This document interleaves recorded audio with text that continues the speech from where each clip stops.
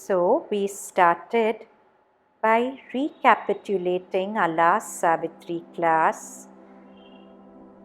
We started by reminding ourselves of that beautiful mantra from Prashna Upanishad, which says that, "Oh God, give me that kind of listening to the footfalls of life where I see only good, only sacred in every footfall, where I hear only good. Let me see the unfolding of life so that I see the good in everything that happens." But often my experience contradicts this. So we explored a story from the life of Radhanath Swami, quoted in his autobiographical account, The Journey Home, where he had to spend a whole night with a mongoose sitting on top of his hair, the mongoose who had made a nest in his hair. And if he moved slightly and the sleeping mongoose awoke, he would get bitten. And the mongoose had brought all kinds of insects which were biting him. But he was helplessly waiting for the mongoose to finish its nightly sleep and move out of his hair. And feeling very overwhelmed, at one point something shifted. Gratitude arose. He looked at the mongoose as God coming to teach him patience and forbearance. And the next few hours passed in this state of gratitude till the mongoose went away.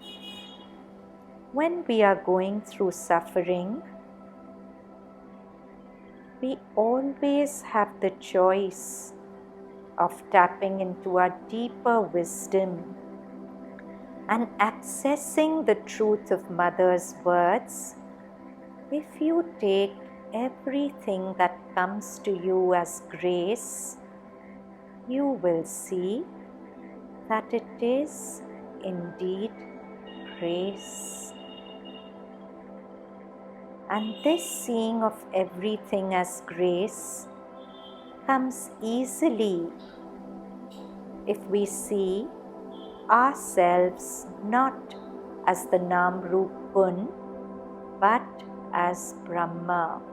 Aham Brahmasmi, I am Brahma, the God essence that pervades everything. And to see everything also as Brahma, Sarvam Brahma.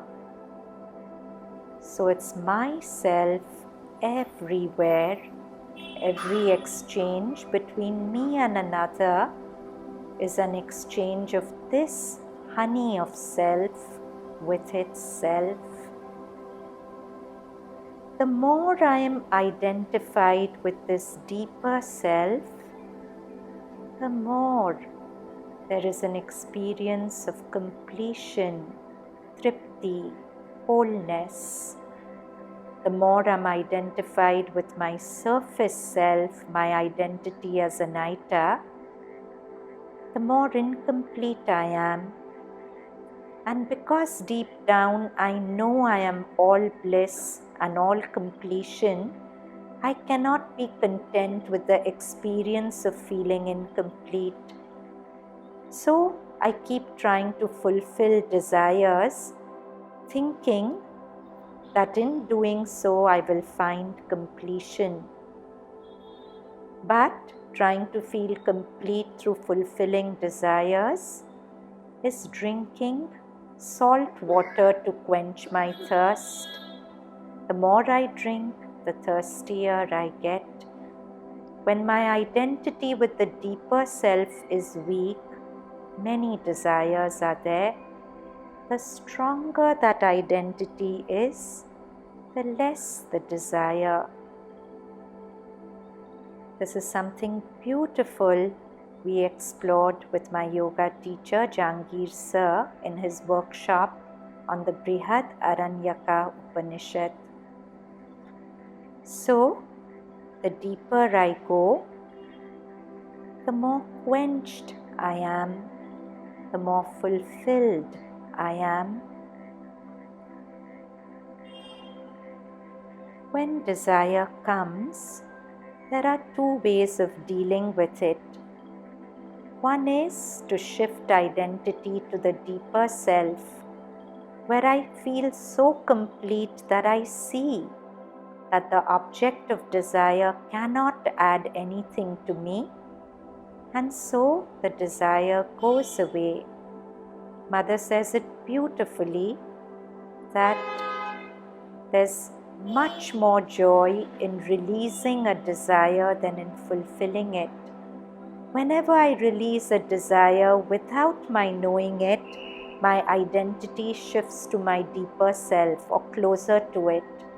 And a taste of that self is a taste of joy far greater than the joy the desire fulfilled will bring me.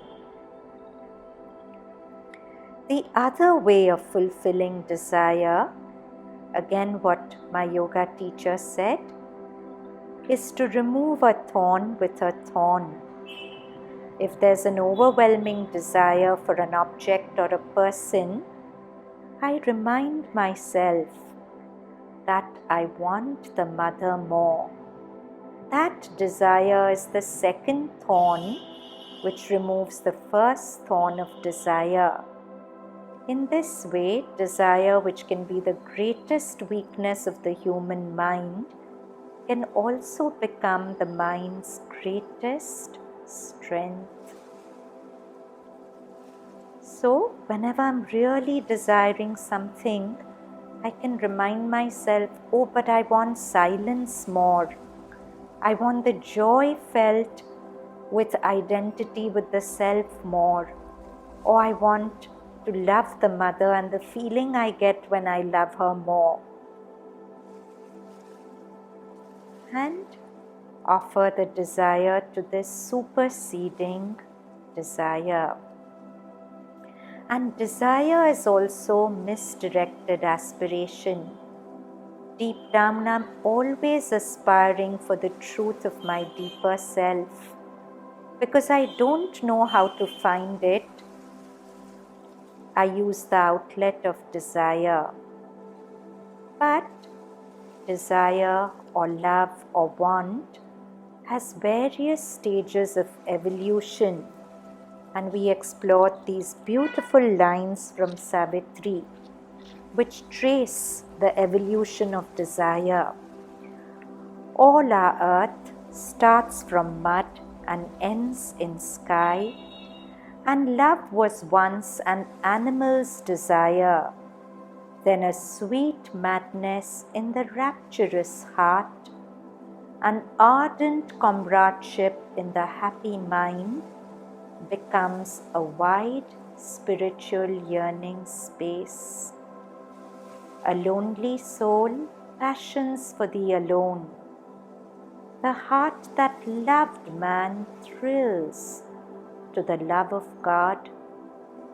A body is his chamber and his shrine.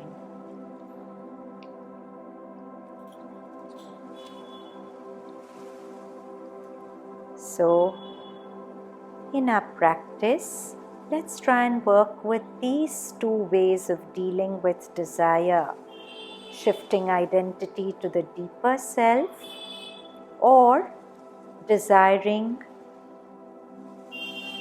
the other thing more, letting the spiritual yearning supersede the material yearning. Just with that thought, hands together in a namaste. Let's end with 3 Oms.